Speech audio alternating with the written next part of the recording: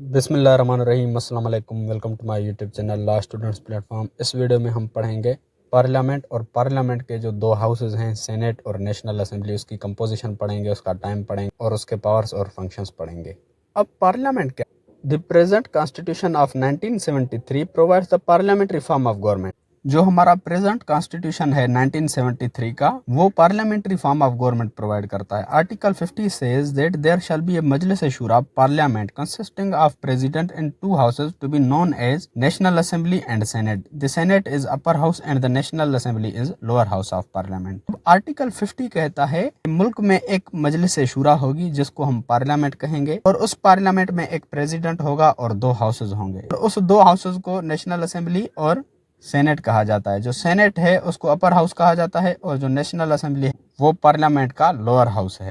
Article 59, 60 and 61 are the relevant provisions of senate. Article 59, 60 and 61 senate के relevant provisions हैं। ये article senate के बारे में बताते हैं। आर्टिकल 51 से लेकर 58 तक ये आर्टिकल नेशनल असेंबली के रेलिवेंट प्रोविजंस हैं, और ये नेशनल असेंबली के बारे में बताते हैं। पार्लियामेंट अंडर कॉन्स्टिट्यूशन ऑफ 1973, हमारा आइन है 1973 का, उसके मुताबिक पार्लियामेंट के पास कौन कौन से पावर्स हैं। Parliament is an authoritative institution, it can enact any type of law. Parliament एक खुद मुख्तियार इंस्टीट्यूशन है, वो किसी भी किस्म के लॉ को इनेक्ट कर सकता है या अमेंड कर सकता है।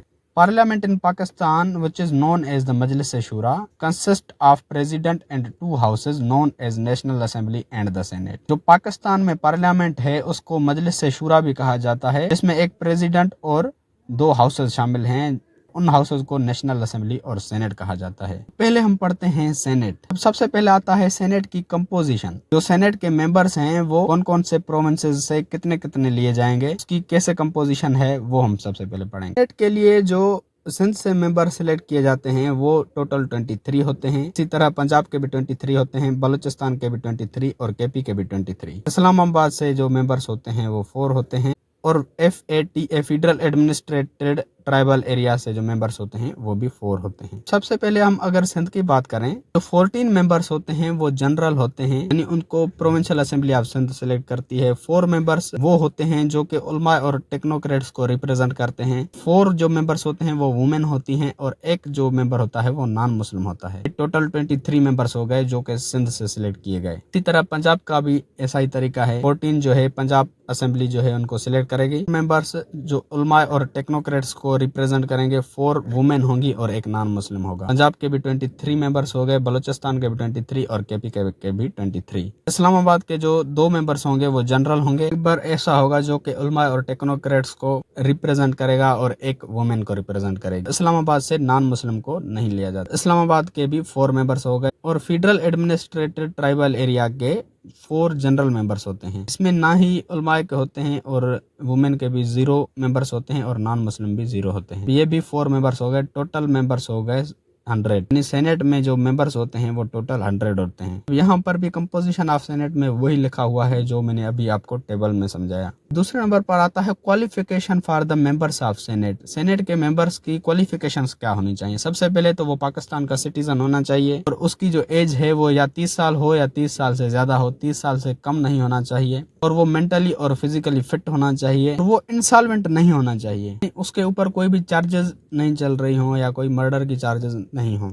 Must not hold any office of profit in the service of Pakistan, यानी उसको पाकिस्तान की गवर्नमेंट की तरफ से कोई भी सरकारी नौकरी ना हो। ये क्वालिफिकेशन सेनेट के मेंबर्स में होनी चाहिए। थर्ड है टेन्योर ऑफ सेनेट। सेनेट का जो टाइम है वो कितना होता है? According to the constitution The Senate cannot be dissolved. Time of its member shall be 6 years. Constitution के मुताबिक जो सेनेट है उसको डिसॉल्व नहीं किया जा सकता। इसका जो टाइम पीरियड होता है वो 6 साल होता है। यानी अगर आज किसी सेनेट के मेंबर को सिलेक्ट किया गया तो वो 6 साल के बाद रिटायर हो जाएगा। 4th नंबर पर है restrictions. The candidate can not be member of both houses at a time and has to resign in one house. इसमें रेस्ट्रिक्शंस ये हैं कि अगर कोई भी मेंबर है वो एक ही टाइम पर दोनों हाउसेज का मेंबर नहीं हो सकता। यानी नेशनल असेंबली और सेनेट का मेंबर एक ही टाइम पे नहीं हो सकता। तो वो सेनेट का मेंबर है, नेशनल असेंबली का मेंबर होना चाहता है तो उसको सेनेट में रिजाइन देनी पड़ेगी। 5th नंबर पर है summoning and prorogation of session. President of Pakistan from time to time summon the Senate to meet and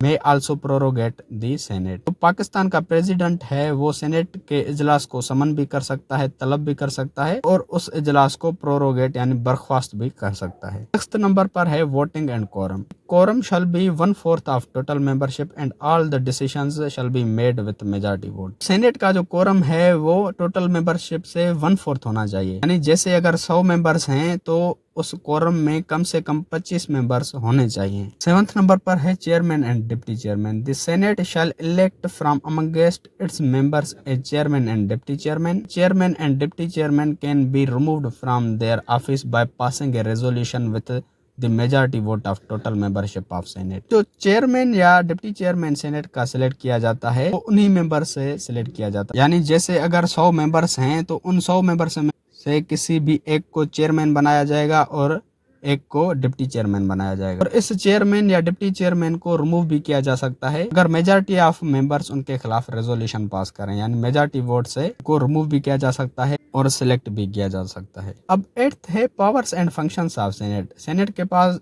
कौन से पावर्स हैं और सेनेट के कौन से फंक्शंस हैं। The senate take part in law making procedure. It is the most important duty of the parliament. Senate law making procedure में भी हिस्सा लेती है। लॉ को एनेक्ट करना पार्लियामेंट की मोस्ट इंपॉर्टेंट ड्यूटी है।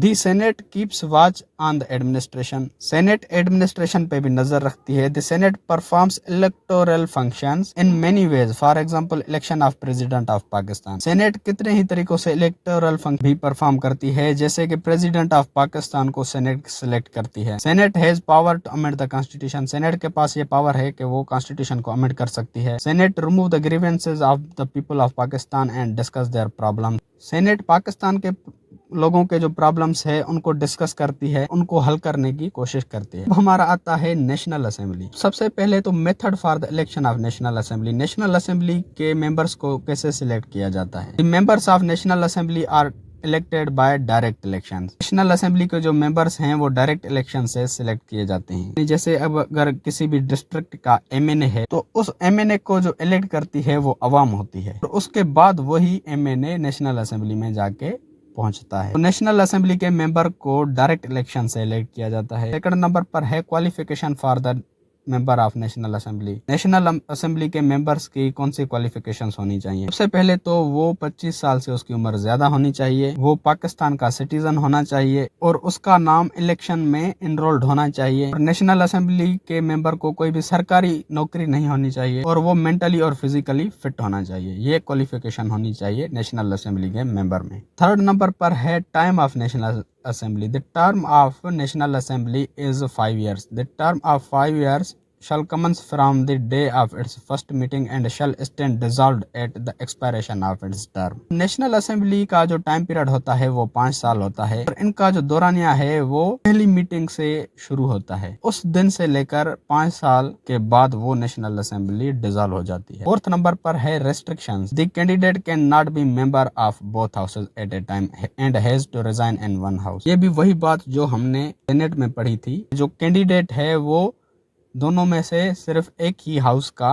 मेंबर बन सकता है। अगर किसी और हाउस में है और नेशनल असेंबली में आना चाहता है तो उसको सेनेट से रिजाइन देनी पड़ेगी, यानी एक ही टाइम पे दोनों हाउसेज का मेंबर वो नहीं बन सकता। फिफ्थ नंबर पर है summoning and prorogation of session. National assembly को सम्मन या प्रोरोगेट प्रेसिडेंट ऑफ पाकिस्तान कर सकता है, यानी नेशनल असेंबली में जो भी इजलास होता है उसको प्रेसिडेंट ऑफ पाकिस्तान तलब भी कर सकता है और उसको बर्खास्त भी कर सकता है। सिक्स्थ है quorum. The quorum is 1/4 membership of assembly, यानी नेशनल असेंबली में कितना कोरम होना चाहिए, जितने भी मेंबर्स हैं नेशनल असेंबली के उनका 1/4 हिस्सा होना चाहिए। सेवंथ है sessions. There will be at least 3 session in a year. एक साल में कम से कम 3 सेशंस होने चाहिए। And the interval between them shall not exceed 120 days। और उन सेशंस के बीच में जो वक्फा है वो 120 दिन से ज्यादा नहीं होना चाहिए। It is required to remain in the session for at least 130 days in a year. और ये मेंबर के लिए जरूरी है कि वो एक साल में कम से कम 130 दिन तक उस सेशन में रिमेन रहे।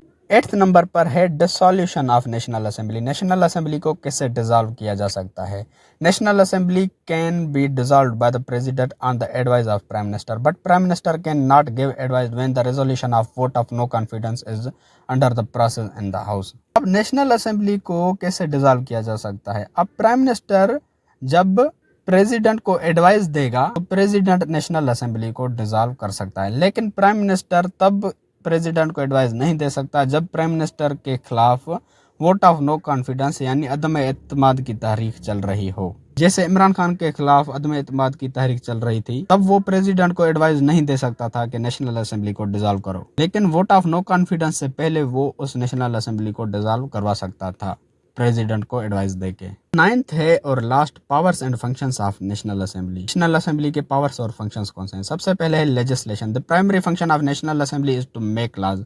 After it passed by the assembly it is sent to the senate for the consideration if accepted by the senate and finally presented to the president for approval. National assembly का जो primary function है वो है कानून को बनाना। अब जब कोई भी कानून नेशनल असेंबली में पास होता है तो उसको सेनेट के पास भेजा जाता है कंसिडरेशन के लिए, और जब उसको सेनेट एक्सेप्ट करती है तो वो प्रेसिडेंट के पास प्रेजेंट किया जाता है। प्रेसिडेंट अगर उसको अप्रूव करे फिर वो लॉ बन जाता है। दूसरे नंबर पर है administrative. Following methods are adopted to control the administration. Administration को कंट्रोल करने के लिए जो नीचे वाले मेथड्स हैं उनको अडॉप्ट किया गया है। सबसे पहले है question. The members of national assembly can put the question to the ministers of concern department. जितने भी डिपार्टमेंट्स के एमएनएज हैं उनसे नेशनल असेंबली क्वेश्चन कर सकती है। जैसे हेल्थ मिनिस्टर है या एजुकेशन मिनिस्टर है, कंसर्न डिपार्टमेंट के मिनिस्टर से वो क्वेश्चन कर सकती है। दूसरा है resolution. National assembly can pass the resolution to express its views over any important matter. किसी भी इंपॉर्टेंट मैटर पर अपने ख्यालात को पेश करने के लिए नेशनल असेंबली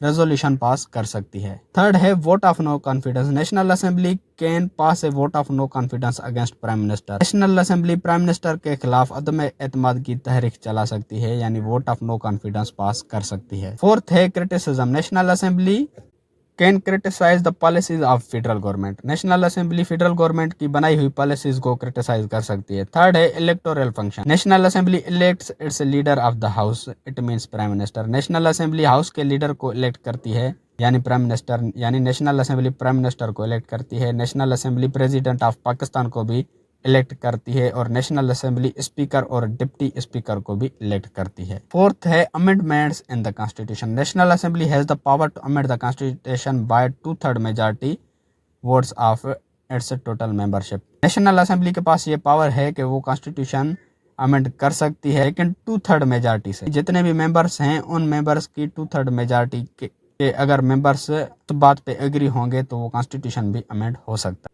फिफ्थ है financial affairs. The budget is prepared under the supervision of national assembly. Budget prepare की जाती है वो नेशनल असेंबली की निगरानी में की जाती है। National assembly gives it's approval in all tax matter. जितने भी टैक्स के मैटर्स होते हैं उनको नेशनल असेंबली ही अप्रूव करती है। Money bills always originate in the national assembly. जो मनी बिल्स हैं वो हमेशा नेशनल असेंबली में ओरिजिनेट होते हैं। National assembly has power to criticize and discuss the budget when it is prepared. जब बजट प्रिपेयर की जाती है तो नेशनल असेंबली उसको डिस्कस भी कर सकती है, उसको क्रिटिसाइज भी कर सकती है। सिक्स्थ है judicial powers and functions. National assembly determines the organization of judiciary and number of जजेस। जुडिशरी की ऑर्गेनाइजेशन को डिटरमाइन करती है और नंबर ऑफ जजेस को भी डिटरमाइन कर सकती है, कितने जजेस होने चाहिए या नहीं होने चाहिए। National assembly is empowered to proceed impeachment against the president. National assembly के पास ये भी पावर है कि वो प्रेसिडेंट के खिलाफ इम्पीचमेंट प्रोसीड कर सकती है। उस पर अगर कोई भी इल्जाम लगा हुआ है तो उसको उससे सवाल जवाब कर सकती है। तो दोस्तों ये था हमारा आज का टॉपिक। उम्मीद है कि आपका कॉन्सेप्ट क्लियर हो गया होगा। अगर आपको लॉ के रिगार्डिंग किसी भी सब्जेक्ट की वीडियोस चाहिए तो आप मेरे चैनल की प्लेलिस्ट में जाएं, जहां पर आपको हर सब्जेक्ट की अलग प्लेलिस्ट मिल जाएगी। और ये वीडियो आप कहां से देख रहे हो कमेंट्स में ज़रूर बताएं। अगर आप वीडियो देखते देखते यहाँ तक पहुँच गए हो तो वीडियो को लाजमी शेयर करें अपने लॉ के स्टूडेंट्स के साथ और कमेंट लाजमी करें। कुछ भी लिख दें, अपने सिटी का नाम लिख दें, कहाँ से आप ये देख रहे हैं वीडियो। अगर आपको लॉ के रिगार्डिंग किसी भी टॉपिक की वीडियो चाहिए तो वो टॉपिक लिख के साथ में LSP लिख के सर्च करेंगे तो आपको सबसे पहले मेरी वीडियोस मिल जाएंगी, जिससे आप अपना इजीली कॉन्सेप्ट क्लियर कर सकते हैं। या फिर अगर आप मेरे चैनल की प्लेलिस्ट में जाते हैं तो वहाँ पर आपको हर सब्जेक्ट की अलग से प्लेलिस्ट मिल जाएगी, जहाँ पर उस सब्जेक्ट के सारे वीडियोस मिल जाएंगे आपको।